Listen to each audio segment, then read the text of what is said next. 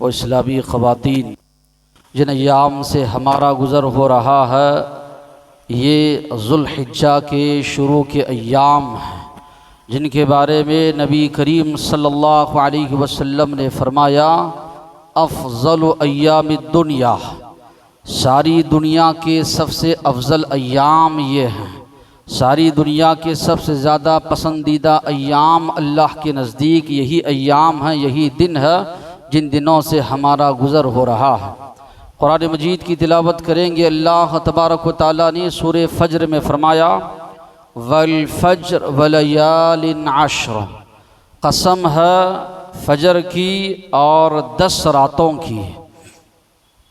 अल्लाह तबारक व तआला जिन चीज़ों की कसम खाते हैं वो चीज़ें मुफस्सिरीन फरमाते हैं बड़ी अहम होती है। उन्हीं अहमियत के पेश नज़र अल्लाह तबारक व तआला हालात हो, अय्याम हो, वक्त हो, उन औक़ात की अल्लाह तबारक व तआला कसम खाते हैं। अल्लाह ने यहाँ पर फ़ज्र के वक्त की कसम खाई। अलमिया ये है, अफसोस ये है, कुरान मजीद में अगर आप पढ़ेंगे तो एक तो फ़ज्र के वक्त की अल्लाह ने कसम खाई वल असर, और असर के वक्त की अल्लाह ने कसम खाई। और अहादीस में भी बहुत ज़्यादा अहमियत फ़ज्र की नमाज और असर की नमाज की मिलती है, मगर आप देखिए तादाद ये दोनों नमाज़ों में लोगों की कम होती है। ज़ोहर मग़रिब इशा के मुकाबले में फ़ज्र और असर के वक्त में जिनकी कसम अल्लाह ने खाई है, जिनकी अहमियत बतलाने के लिए और नबी करीम सल्लल्लाहु अलैहि वसल्लम ने अहादीस में बड़ी ही जो है अहमियत इन नमाज़ों की बतलाई है, मगर अक्सर लोग इन्हीं नमाज़ों में कोताही बरतते हैं। जबकि दोनों इसका माना ये नहीं है कि दीगर नमाज़ों की फ़जीलत नहीं है, यकीनन उनकी फ़जीलत अपनी अपनी जगह बजा। अल्लाह के नबी ने दीगर अहादीस में उसकी भी फ़जीलत बताई है, मगर फ़ज्र और असर का ख़ास करके जो अल्लाह तबारक व तआला ने कसम खाई। फिर उसके बाद अल्लाह ने कहा वलयालिन अश्र, 10 रातों की कसम। तो यहाँ पर सहाबा इकराम या इसी तरह मुफस्सिरीन ये फरमाते हैं 10 रातों से मुराद ज़ुल्हिज्जा के शुरू के जो 10 अय्याम है उनकी रातें यहाँ पर मुराद है। तो अल्लाह तबारक व तआला ने इन 10 रातों की या 10 अय्याम की अल्लाह तबारक व तआला ने कसम खाई। जाबिर रज़ी अल्लाहु अन्हु फरमाते नबी करीम सल्लल्लाहु अलैहि वसल्लम ने फरमाया अफ़ज़लु अय्यामिद दुनिया अय्यामुल अश्र, दुनिया के सबसे ज़्यादा अफजल अय्याम यानी ज़ुल्हिज्जा के 10 अय्याम हैं। सहाबा ने अल्लाह के नबी से सवाल किया, पूछा अल्लाह के नबी वला मिसलहुन्ना अल जिहाद फ़ी सबीलिल्लाह, एक मुसलमान अल्लाह के रास्ते में जिहाद के लिए निकलता है, क्या वो भी इससे अफजल नहीं है? अल्लाह के नबी ने फरमाया हाँ, जिहाद फ़ी सबीलिल्लाह के लिए निकलने वाला अमल उसके मुकाबले में इन 10 अय्याम में 10 दिनों में किया जाने वाला अमल अल्लाह के नबी ने फरमाया उससे बढ़कर है। जिहाद फ़ी सबीलिल्लाह जहाँ पर इसका मौका होता है शरीयत ने उसकी इजाज़त दी, और ये आसान नहीं है।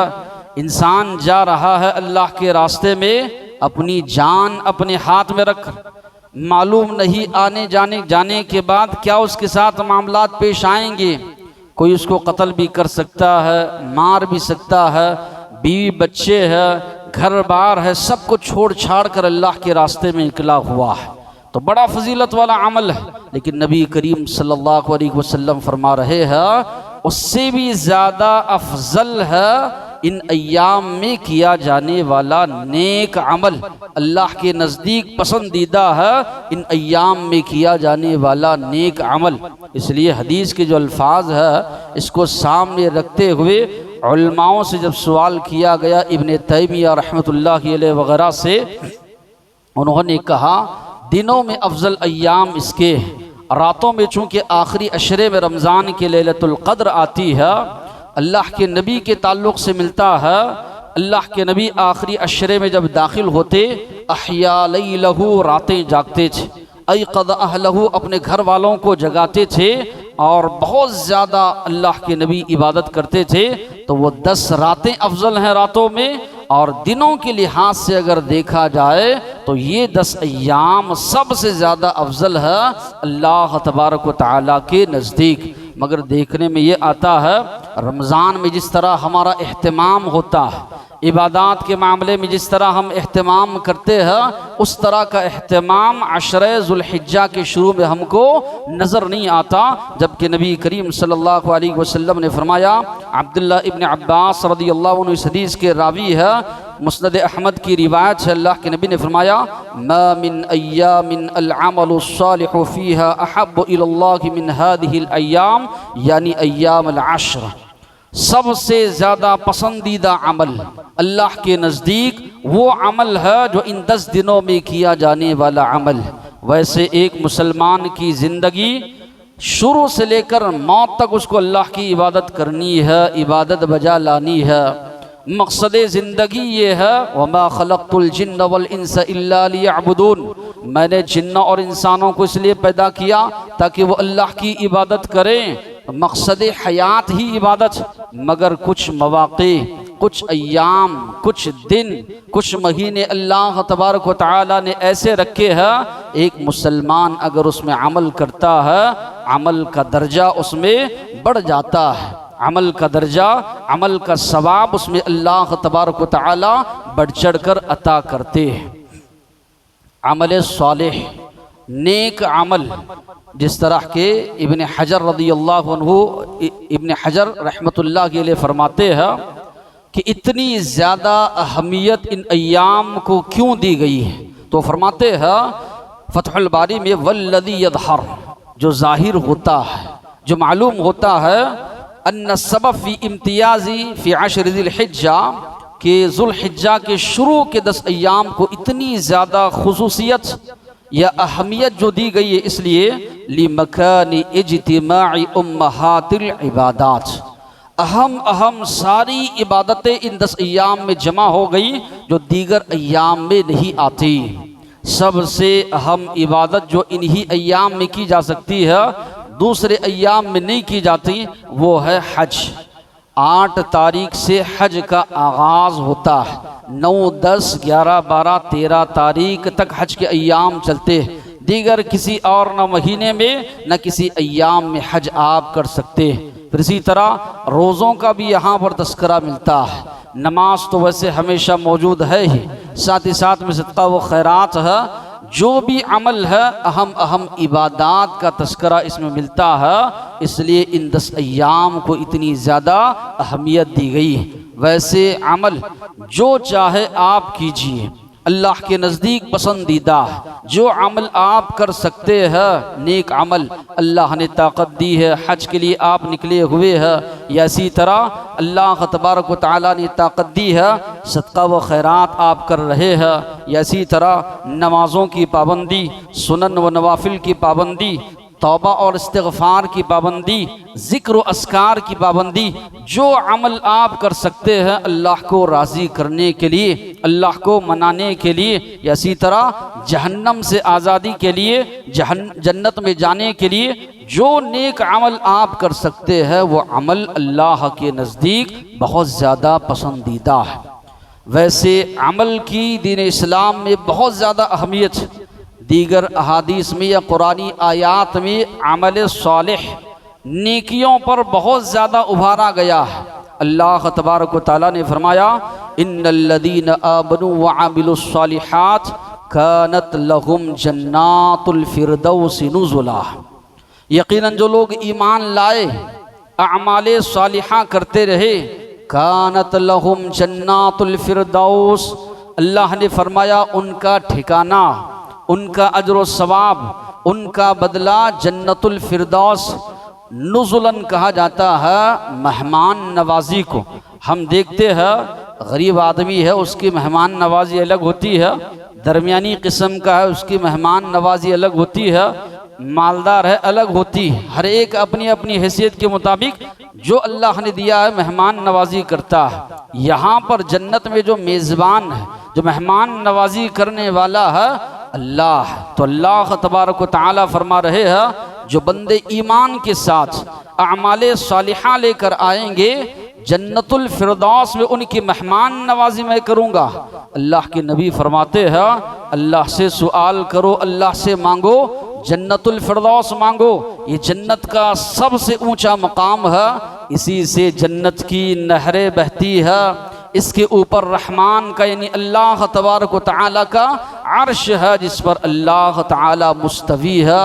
यहाँ पर अल्लाह उन बंदों को खुशखबरी सुना रहे हैं जन्नतुल फिरदौस की, जो बंदे ईमान के साथ तौहीद के साथ अमाले सालिहा लेकर आते हैं। दुनियावी ज़िंदगी में इंसान नया घर बनाता है, वहाँ जाता है, कुछ दिनों के बाद उगता जाता है, फिर नए नए लोग और घर बना रहे हैं तो उसका शौक़ पैदा होता है कि उस तरह बनाया जाए। मगर जन्नत के बारे में अल्लाह तबारक व तआला ने फरमाया ला यबगून अन्हा हिवला, ये एक ही ऐसा मकाम है इंसान वहाँ उगताएगा नहीं।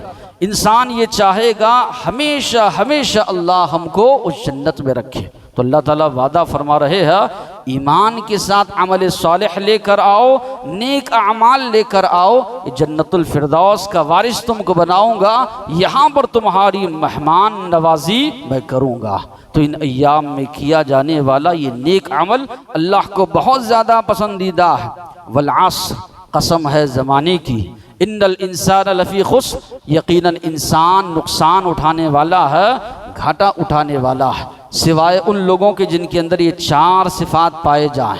इल्लल्लज़ीन आमनू, जो ईमान लाए, अमिलुस सालिहात, नेक आमाल करते रहे, जिस तौहीद पर जिन बातों पर ईमान लाए हैं उसको दूसरों तक पहुंचाते रहे, और इस मामले में जो भी मुसीबत परेशानी आती रही उस पर सब्र करते रहे।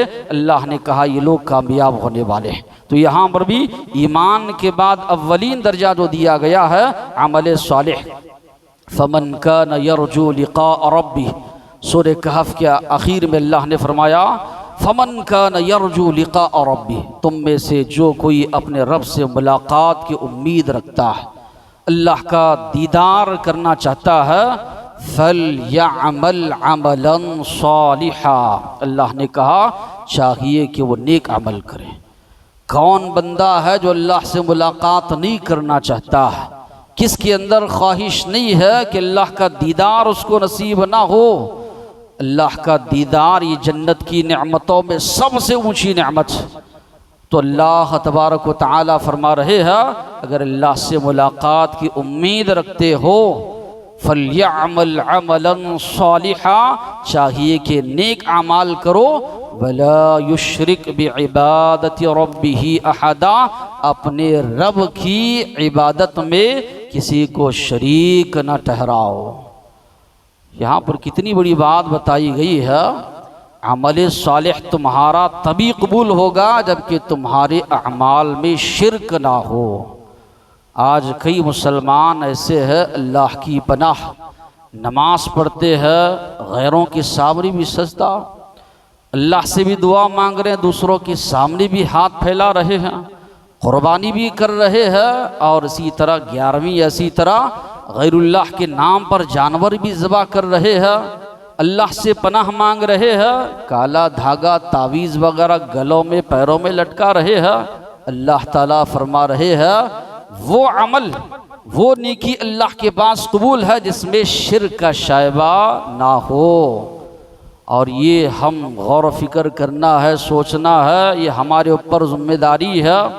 हमारे कोई भी रिश्तेदार शिर्क में मुब्तला है, चाहे वालिदैन हो, भाई बहन हो, ससुराली रिश्तेदार में हो, या इसी तरह औलाद हो, बहू हो, जो भी हो, ये कोशिश हमारी होनी चाहिए अच्छे अंदाज से उनको समझाए, शिर्क से उनको रोके। जिंदगी के सारी नेकियां अकारत हो जाएंगी, सारी नेकियां बर्बाद हो जाएंगी। आज इस तरह लोगों के जहन और दिमाग में जो है शिर्क घुसाया जा रहा है, बिठाया जा रहा है।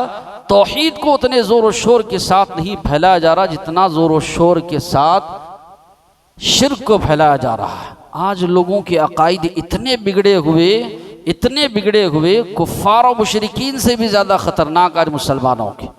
बास सूफिया का ये अक़ीदा, अगर अल्लाह हमारे शेख की सूरत में अगर नज़र आएगा क़ियामत के दिन तो देखेंगे, वरना अल्लाह की तरफ नज़र नहीं उठाएंगे। इतने बदतरीन अकायद आज लोगों में अल्लाह ताला फरमा रहे हैं ऐसा अमल लेके आओ जिसमें शिर्क का शायबा नहीं होना चाहिए, शिर्क की मिलावट नहीं होना चाहिए। सारी जिंदगी हमारी गुजर जाती है रिश्तेदारों के साथ, दोस्त अहबाब के साथ, बताने की हमारे अंदर हिम्मत नहीं होती। कहाँ ये नाराज हो जाएगा, कहाँ ये मेल जोल छोड़ देगा। सहाबा ने बाप दादाओं से दुश्मनी कर ली, अपने बच्चों से दुश्मनी कर ली, तौहीद की खातिर। अबू बकर सिद्दीक रज़ियल्लाहु अन्हु के बेटे ने कहा एक दो मरतबा जंग में आप मेरे तलवार के नीचे आ गए, आप बाप हैं इसलिए मैंने तलवार हटा लिया। अबू बकर सिद्दीक रज़ियल्लाहु अन्हु ने कहा अगर वही मेरी तलवार की जद में अगर तुम आते मैं यकीनन तुम्हारी गर्दन मारता। तो ये जज्बा सहाबा के अंदर जो था तौहीद की खातिर ये होना चाहिए, मोहब्बत होनी चाहिए। सहाबा कराम सब कुछ उन्होंने लुटाया तौहीद की खातिर। बहरहाल अल्लाह ने कहा या अय्युहल्लज़ीना आमनुत्तक़ुल्लाह, ईमान वालो डरो अल्लाह से, वल तंजुर नफ्सुम मा क़द्दमत लिग़द। हर इंसान को ये जायज़ा लेना है, देखना है कल आने वाली ज़िंदगी के लिए उसने क्या कुछ भेजा है। कल तुम्हारा हिसाब किताब होगा, अमल का तुम्हें जो है मौका नहीं मिलेगा। आज अमल का मौका तुम्हारे पास है और बेहतरीन मौक़े अल्लाह ताला तुमको अता कर रहे हैं। अभी अभी रमज़ान गया, अब उसके बाद ज़ुल्हिज्जा के 10 अय्याम में जो है हम दाखिल हुए हैं। इससे बढ़कर क्या हो सकता है कि अल्लाह ने इतने बेहतरीन मौक़े हमको अता किए। अल्लाह ताला फरमा रहे हैं देखो कल आने वाले दिन के लिए, आखिरत का जो दिन है उसके लिए क्या कुछ तुम लोग तैयारी कर रहे हो, आगे भेज रहे हो। कल जो है तुम्हें अमल का मौका नहीं मिलेगा। अल्लाह से मन्नत समाजत करोगे, अल्लाह एक मौका दे दुनिया में जाने का, सारी जिंदगी नेकियां करके आएंगे, मौका मिलने वाला नहीं। अब मौका मिला है उसको एक मुसलमान गनीमत जाने, ऐसे अमाल बजा लाए जो अल्लाह तबारक व तआला को पसंदीदा हो। नबी करीम सल्लल्लाहु अलैहि वसल्लम ने फरमाया, अल्लाह तबारक व तआला फरमाते हैं मन आदाली वलियन आज़नतुहु बिल हर्ब, जो मेरे वली से दुश्मनी करता है मैं उससे जंग का ऐलान करता हूँ। वली कौन है? हमारे पास तसव्वुर ये है जो मर चुका है, जिसकी मज़ार बन चुकी है, जिस पर चादरें चढ़ाई जाए, फूल चढ़ाए जाए, वो वली हरगिज़ नहीं। शरीयत की नज़र में जो ईमान लाए, अमाले सालिहा किए, वो वली। तो इस हदीस में अल्लाह ताला फरमा रहे हैं हदीस कुदसी में मन आदाली वलियन, जो मेरे वली से दुश्मनी करेगा मैं उससे जंग का ऐलान करता हूँ। वली कौन है? आगे अल्लाह ने फरमाया इस हदीस कुदसी में बंदा फ़राइज़ की पाबंदी करता है जो मेरे नज़दीक सबसे ज़्यादा पसंदीदा है। फ़राइज़ से मुराद फ़र्ज़ नमाज है, फ़र्ज़ ज़कात है, फ़र्ज़ रोज़ा है, फ़र्ज़ हज है। इनकी पाबंदी करता है तो मैं उस बंदे से मोहब्बत करता हूँ। फ़राइज़ के साथ साथ वह नवाफिल की भी पाबंदी करता है। अल्लाह ने इस हदीस कुदसी में फरमाया मैं उसका हाथ बन जाता हूँ, इतना करीब हो जाता हूँ जिससे वो पकड़ता है, आँख बन जाता हूँ जिससे वो देखता है, पैर बन जाता हूँ जिससे वो चलता है। अगर वो मेरे पास चल कर आता है मैं दौड़ कर जाता हूँ। एक बालिश तो करीब आता है, एक हाथ में उसके करीब हो जाता हूँ। वो एक हाथ करीब आता है, दोनों हाथ के फैलाव के बराबर मैं उसके करीब जाता हूँ।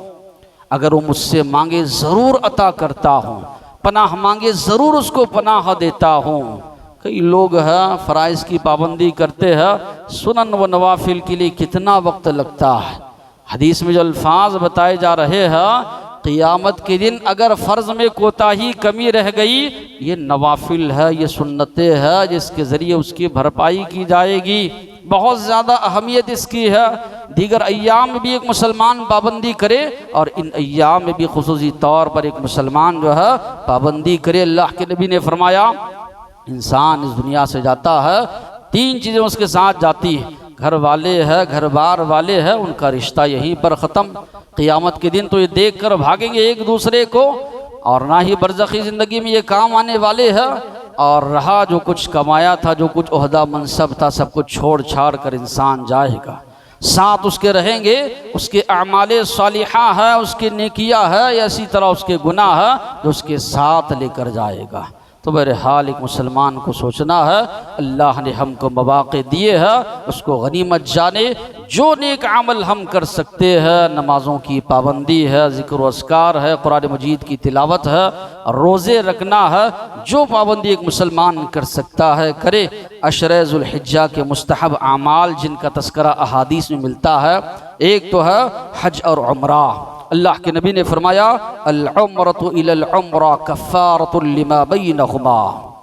एक उम्रा से दूसरा उम्रा दरमियान में जो सगीरा गुनाह है, अल्लाह के नबी ने फरमाया अल्लाह उसको माफ़ करते हैं। वल हज्जुल मबरूर लैसा लहू जज़ाउन इल्लल जन्नह। हज मबरूर नेकियों से भरा हुआ हज, अल्लाह के नबी ने फरमाया इसका बदला सिर्फ और सिर्फ जन्नत, यानी अल्लाह यकीनन जन्नत उसको अता करेंगे। फिर इसी तरह आयशा रज़ियल्लाहु अन्हा फरमाती है काना रसूलुल्लाह सल्लल्लाहु अलैहि वसल्लम यसूमु तिस्अ ज़िल्हिज्जा। नबी करीम सल्लल्लाहु अलैहि वसल्लम ज़ुल्हिज्जा के शुरू के 9 दिन रोज़ा रखा करते थे। चूँकि 10वें दिन ईद होती है, ये 9 दिन नबी करीम सल्लल्लाहु अलैहि वसल्लम रोज़ा रखा करते थे। इन्हीं अय्याम में अरफा का दिन भी है। अरफा के दिन की बड़ी फजीलत है। अल्लाह के नबी ने फरमाया सियाम यौम अरफा, अरफा के दिन का रोज़ा अहतसिबु अलल्लाह, मुझे अल्लाह की ज़ात से उम्मीद है कि अल्लाह तबारक व तआला 2 साल के गुनाह अरफा के रोज़े की वजह से माफ़ करेंगे। एक गुज़िश्ता साल है, एक आइंदा साल है। 2 साल के गुनाह अल्लाह तबारक व तआला अरफा के रोज़े की वजह से सगीरा गुनाहों को माफ़ करेंगे। हज के जो अरकान है उनमें सबसे ज़्यादा अहम रुकन जो है अरफा है। अल हज अरफा, अल्लाह के नबी ने फरमाया। दूसरा कोई वाजिब वगैरह छूटे दम के ज़रिए उसको पूरा आप कर सकते हैं, लेकिन अगर किसी हाजी का वक़ूफ़ अरफा छूट जाए उसका हज ही नहीं होगा। और अल्लाह के नबी ने फरमाया अरफात के मैदान में हाजी लोग जो ठहर कर या इसी तरह काफ़ी देर तक अल्लाह से दुआएं मांगते हैं, ये अदा अल्लाह को बहुत ज़्यादा पसंद आती है। अल्लाह ताला बंदों को माफ़ कर देते हैं और बहुत ज़्यादा लोगों को अरफा के दिन जहन्नम से, जो दीगर अय्याम में अपने गुनाहों की वजह से, बदआमालियों की वजह से जहन्नम के मुस्तहिक हो चुके थे, अरफा में जो बंदे अरफा के दिन रो रो कर गिड़गिड़ा कर अल्लाह से दुआ मांगते हैं, आमाले सालिहा करते हैं, अल्लाह तबारक व तआला जहन्नम से आज़ादी का मुजदा उनको अल्लाह तबारक व तआला सुनाते हैं। फिर इसी तरह एक यहूदी आलिम उमर फ़ारूक रज़ियल्लाहु अन्हु के पास आता है, कहता है या अमीर अल-मुमिनीन आयतुन फ़ी किताबिकुम तक़रऊनहा, तुम्हारी किताब में अल्लाह ने एक ऐसी आयत नाजिल फरमाई है, लौ अलैना मअशरल यहूद, अगर वो आयत हम यहूदियों पर नाजिल होती, लत्तख़ज़ना ज़ालिकल यौम ईदा, उस दिन को हम ईद का दिन मनाते। तो उन्होंने पूछा कौन सी आयत? तो कहा अल यौम अकमलतु लकुम दीनकुम व अतममतु अलैकुम निअमती व रज़ीतु लकुमुल इस्लाम दीना, कि आज मैंने तुम्हारे लिए अपनी नेमत को मुकम्मल कर दिया, यानी दीन इस्लाम को मुकम्मल कर दिया। तो उमर फ़ारूक रज़ियल्लाहु अन्हु फरमाते हैं यकीनन मैं जानता हूँ वो अरफा का दिन है जिस दिन ये आयत नाजिल हुई, और वो जुमा का दिन था, जुमा के दिन अरफा का दिन आया था, और जुमा का दिन हमारे लिए मोमिनों के लिए ईदुल मोमिनीन जो है करार दिया गया है, तो यकीनन ये हमारे ईद ही का दिन है। तो मालूम ये हुआ अरफा के दिन ही जो है दीन इस्लाम जो है मुकम्मल हुआ। किस दिन अरफा का रोज़ा रखा जाए? 99% उलमाओं की राय ये है हर जगह चाँद देखकर जो 9 तारीख वहाँ की होती है, 9 ज़ुल्हिज्जा को अरफा का रोज़ा रखा जाए। कुछ उलमाओं की राय ये है चूँकि हदीस में अल्फाज सौम यौम अरफा, अरफा के दिन का रोज़ा अल्फाज है, तो चूँकि अरफात एक ही जगह पाया जाता है, दीगर मकामात पर नहीं पाया जाता। जिस दिन हाजी लोग अरफात के मैदान में है, दीगर लोग वो लोग रोज़ा नहीं रखेंगे, हम लोग दीगर जो लोग हैं वो रोज़ा रखे। कुछ लोगों की राय है, जबकि अगर इसको माना जाए कई मकामात पर ईद जो है सऊदी से पहले होती है, तो अगर उस चीज़ को लिया जाए तो वहाँ पर ईद का दिन होगा और ईद के दिन रोज़ा रखना शरीयत में मना है, हराम है, जबकि शरीयत सारे लोगों के लिए है। तो यही बात जो है मालूम होती है कि अपनी अपनी जगह चाँद देखकर जो 9 ज़ुल्हिज्जा है उस तरह जो है उस दिन जो है रोज़ा रखा जाए। फिर इसी तरह दूसरा अमल जो मिलता है इन अय्याम में, कसरत से अल्लाह तबारक व तआला को याद करना। अल्लाह के नबी ने जो फरमाया फ़अक्सिरू फ़ीहिन्ना मिनत तहलील व तकबीर व तहमीद, कसरत से बहुत ज़्यादा इन अय्याम में तुम लोग अत्तस्बीह सुब्हान अल्लाह, अत्तहमीद अल्हम्दुलिल्लाह, वला इलाहा इल्लल्लाह वल्लाहु अकबर, ये कलिमात नबी करीम सल्लल्लाहु अलैहि वसल्लम ने फरमाया कसरत से पढ़ा करो, ज़्यादा से ज़्यादा इन कलिमात को नबी करीम सल्लल्लाहु अलैहि वसल्लम ने पढ़ने का हुक्म दिया। और अल्लाह ने ख़ुद फरमाया वयज़्कुरुस्मल्लाहि फ़ी अय्यामिन मालूमात, अल्लाह को याद करो बाज़ मालूमात अय्याम में। इब्न अब्बास रज़ियल्लाहु अन्हु फरमाते हैं अय्याम मालूमात से मुराद ज़ुल्हिज्जा के शुरू के 10 अय्याम। फिर इसी तरह अल्लाह ने फरमाया फ़इज़ा क़ज़य्तुम मिन अरफ़ात, अरफ़ात से जो तुम चल पड़ो, फ़ज़्कुरुल्लाह, अल्लाह को कसरत से याद करो, इंदल मशअरिल हराम, मशअर हराम के पास। तो आयात में भी और इसी तरह अहादीस में भी नबी करीम सल्लल्लाहु अलैहि वसल्लम ने उभारा कसरत से इन अय्याम में ज़िक्र करो। और कौन सा ज़िक्र करो? तस्बीह सुब्हान अल्लाह, तहमीद वल्हम्दुलिल्लाह, वला इलाहा इल्लल्लाह, तहलील व तकबीर अल्लाहु अकबर। दीगर अहादीस में भी ये जो अल्फाज है बहुत ज़्यादा फजीलत इन अल्फाज की आई है। समरा बिन जुंदुब फरमाते हैं अहब्बुल कलामी इलल्लाहि अर्बउन, 4 कलिमात अल्लाह को बहुत ज़्यादा पसंदीदा है। किससे भी तुम लोग शुरुआत करना चाहे करो। 4 कलिमात क्या हैं? यही सुब्हान अल्लाह 1 कलिमा, अल्हम्दुलिल्लाह 1 कलिमा, ला इलाहा इल्लल्लाह 1 कलिमा, अल्लाहु अकबर 1 कलिमा। तो ये 4 कलिमात अल्लाह के नज़दीक सबसे ज़्यादा पसंदीदा है। दीगर हदीस में भी अल्फाज है जो कोई अल्हम्दुलिल्लाह कहता है 10 नेकियां उसके हक़ में लिखी जाती है, 10 गुनाह उसके माफ़ होते हैं। इसी तरह सुब्हान अल्लाह कोई कहता है 10 नेकियां उसके हक़ में लिखी जाती है, 10 गुनाह उसके माफ़ होते हैं। इसी तरह ला इलाहा इल्लल्लाह और इसी तरह अल्लाहु अकबर। नबी करीम सल्लल्लाहु अलैहि वसल्लम ने फरमाया सूरज जितनी चीज़ों पर तुलू होता है, ये दुनिया की जितनी चीज़ें हैं, जितनी भी नेमतें अल्लाह ने दी है, उन सारी नेमतों के मुकाबले में ये 4 कलिमात अल्लाह के नबी ने फरमाया मुझे बहुत ज़्यादा पसंदीदा है। लअन अक़ूल, मैं ये कहूँ, अहब्बु इलैया, मेरे नज़दीक पसंदीदा है, मिम्मा तलअत अलैहि शम्स, उन सारी चीज़ों से जिन चीज़ों पर सूरज निकलता है, सूरज तुलू होता है, वो 4 कलिमात यही है। अल्लाह के नबी की मुलाकात इब्राहीम अलैहिस्सलाम से हुई। इब्राहीम अलैहिस्सलाम ने कहा आपकी उम्मत को मेरी जानिब से सलाम सुनाइए और उनसे कहिए जन्नत की मिट्टी बड़ी उम्दा है, पानी यहाँ का बड़ा खुशगवार है। दुनिया में भी ज़मीन होती है, पानी हो या इसी तरह उम्दा ज़मीन हो, उसमें किसान हल जोतता है, बीज बोता है, तब जाकर फसल उगाती है। लेकिन इब्राहीम अलैहिस्सलाम ने कहा ये चटियल मैदान है, आपकी उम्मत से कहिए बड़ी ज़रख़ेज़ इसकी मिट्टी है, बड़ी उम्दा मिट्टी है, पानी भी बड़ा उम्दा है, मगर दरख्त आपको लगाना है, वहाँ किस तरीके से लगाया जाए आपकी उम्मत से कहिए इस कसरत से सुब्हान अल्लाह वल्हम्दुलिल्लाह वला इलाहा इल्लल्लाह वल्लाहु अकबर, इसको कसरत से पढ़िए। अबू हुरैरा रज़ियल्लाहु अन्हु की दूसरी जो रिवायत है, अल्लाह के नबी एक मरतबा निकले, देखे कि अबू हुरैरा रज़ियल्लाहु अन्हु शजरकारी दरख्त लगा रहे हैं। कहा, अल्लाह के नबी ने पूछा क्या इससे बेहतर शजरकारी ना बताऊं? ये 4 कलिमात अल्लाह के नबी ने बताया और कहा जो कोई मुसलमान एक मरतबा पढ़ता है उसके लिए जन्नत में जो है दरख्त लगाया जाता है। और बाज़ रातों में ये भी अल्फाज है अर्श के अतराफ ये तस्बीहात घूमती है, जो बंदा ये तस्बीहात पढ़ता है उनका नाम वहाँ पर लिया जाता है। अल्लाह के नबी ने फरमाया, क्या तुमको ये पसंदीदा नहीं है कि तुम्हारा नाम अर्श के अतराफ़ लिया जाए?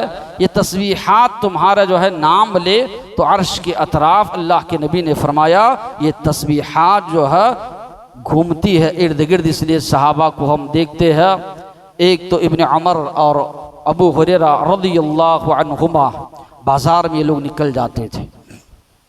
मार्केट में जो लोग मौजूद है उनके सामने बुलंद आवाज़ से एक मर्तबा कह दी। इनका सुनकर लोग भी कह रहे हैं, पूरा बाज़ार जो है तकबीर तहलील से गूंज उठता। अब्दुल्लाह इब्न उमर रज़ियल्लाहु अन्हु मिना के अय्याम में अपने खीमे में बुलंद आवाज़ से अल्लाह का जिक्र कर रहे हैं। उनका सुनकर दीगर जो लोग हज के लिए पहुँचे हैं वो भी बुलंद आवाज़ से ज़िक्र अस्कार कर रहे हैं, जिसकी वजह से मिना की वादियाँ अल्लाह के ज़िक्र अस्कार से गूंज उठती। फिर इसी तरह सहाबा से ये भी बात मिलती है कि अरफा के दिन से फजर से जो है शुरुआत की जाए, और इसी तरह बाज़ सहाबा ने कहा ईद के दिन असर तक, बाज़ ने कहा अय्यामुत तशरीक 11 ज़ुल्हिज्जा 12 13 ज़ुल्हिज्जा की असर तक नमाज़ों के बाद हो, दीगर औकात में हो, बुलंद हो, आहिस्ता हो, जिस तरह उसको मयस्सर हो, अल्लाह तबारक व तआला का कसरत से ज़िक्र अस्कार जो है किए जाए। फिर इसी तरह मालूम ये हुआ कि इन अय्याम में किया जाने वाला अमल अल्लाह के नज़दीक बहुत ज़्यादा पसंदीदा है। तो एक मुसलमान कसरत से अमाल करे और ज़्यादा से ज़्यादा अल्लाह का ज़िक्र अस्कार करे। अल्लाह ने दिया है सदका व खैरात भी इन अय्याम में करे। फिर इसी तरह अल्लाह के नबी ने फरमाया, जो कुर्बानी करने का इरादा रखता है और इरादा उसका है बाल और नाखून काटने से, या इसी तरह पशना वगैरह लगाने के वक्त जिल्द वगैरह काटी जाती है, अल्लाह के नबी ने इससे मना फरमाया कि इन अय्याम में मन अराद अन युज़ही, जो तुम में से कोई इरादा करता है कुर्बानी करने का, चाहिए कि इन अय्याम में बाल और नाखून काटने से वो रुक जाए। तो जिसका भी इरादा है अल्लाह के नबी ने मना फरमाया। इसी तरह अब ईद-उल अज़हा करीब आ रही है, आप लोग देख रहे हैं हालात कुछ लोग बिगाड़ने की कोशिश करते हैं। गाय की कुर्बानी करने पर मुसिर है, कई आप वीडियोज़ वगैरह देखे रहेंगे, गायों को पकड़ा जा रहा है, या इसी तरह बड़ी बड़ी गाड़ियों में जो जानवर लेकर जा रहे हैं उसको पंक्चर कर दिया जा रहा है, या वहाँ पर सियासी माहौल गरमाया जा रहा है। अल्लाह के बंदो, अल्लाह तबारक व तआला ने एक तो हमें हुक्म दिया, ला तुल्कू बि ऐदीकुम इलत तहलुका, अपने आप को हलाकत में ना डालो। यहाँ पर लड़ाई झगड़ा फितना फसाद हो रहा है, कहीं जाने जाने का अंदेशा है, अल्लाह ने मना फरमाया। फिर इसी तरह हमें जो है ये हुक्म दिया गया है, जिसके पास इस्तिताअत है, ताकत है, वो कुर्बानी करे, जिसके पास ताकत नहीं है उससे माफ़ है। आप बकरा लेकर कर सकते हैं कीजिए, ऊँट लेकर कर सकते हैं आप कीजिए, या इसी तरह बकरी कर सकते हैं आप कीजिए, शरीयत आपको इजाज़त दे रही है। या इसी तरह बैल है उसकी आप कुर्बानी कीजिए, आपकी कुर्बानी अल्लाह के पास कबूल। एक माशरे में हम रह रहे हैं जहाँ पर गैर मुस्लिम भी है, पहले ही नफ़रतें कम नहीं है, इसकी बुनियाद पर और ज़्यादा नफ़रतें हम फैला रहे हैं। ये समझ रहे हैं कि ये करना ही फ़र्ज़ है, ज़रूरी है। सियासी लोग जो है, हालांकि वफ़ का कानून लाया गया, इतने ज़ोर और शोर के साथ 3 तलाक़ का कानून लाया गया, वो कानून भी तो पास कर सकते हैं कि गाय ज़बाना की जाए। सियासी माहौल को रखने के लिए वो लोग इसको नहीं कर रहे हैं, लेकिन हमारे मुसलमान हैं समझते नहीं है और मुसिर रहते हैं। और कई सियासी लोग जो है हम छुड़ा कर लाए वहाँ से गाय वगैरह, इसकी शरीयत इजाज़त देती, आपके पास इस्तिताअत है आप कीजिए, ताकत नहीं है जो इस्तिताअत आपके पास है वो कीजिए। इस मामले में ईद का माहौल जो होता है खुशी का माहौल है। कई लोगों के अगर जाने जाए, फसाद हो, फितना हो, तो बजाय इसके कि खुशी के माहौल के बजाय जो है दीगर जो है मामलात पेश आते हैं। तो एक मुसलमान दीन को समझे, उसके मुताबिक अमल करे। अल्लाह ने, अल्लाह के नबी ने बहुत सी आसानियाँ हमारे लिए रखी है, उन आसानियों पर अमल करते हुए दीन पर अमल पैरा हो। अल्लाह से दुआ है जो बातें सुने हैं अमल की तौफीक अता फरमाए। वाखिर दवाना अनिल हम्दुलिल्लाहि रब्बिल आलमीन।